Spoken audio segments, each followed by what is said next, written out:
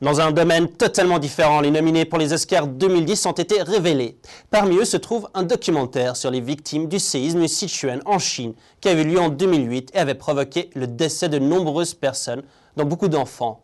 En Chine continentale, le sujet est encore brûlant et les fonctionnaires bloquent le film et censurent toute information à son sujet sur Internet. Un désastre anormal en Chine, les larmes de la province du Sichuan, est nominé pour les Oscars 2010 dans la catégorie meilleur court documentaire. Selon le journal Télégraphe, basé au Royaume-Uni, la diffusion du film a été bloquée en Chine et les mots désastre anormal ont été censurés sur l'internet chinois. Les journaux affirment aussi que lorsque les nominés aux Oscars 2010 ont été d'abord annoncés, les médias chinois ont exclu le documentaire de leur reportage et ont complètement ignoré la catégorie meilleur documentaire court. Le film de 39 minutes de Matthew O'Neill et John Alpert exprime l'histoire de parents dont les enfants sont morts lors du tremblement de terre de Sichuan en 2008.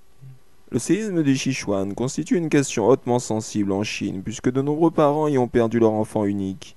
Selon les statistiques d'État officielles, plus de 70 000 personnes sont décédées lors du séisme, au moins 5 000 d'entre elles étaient des enfants, morts lors de l'effondrement des bâtiments scolaires.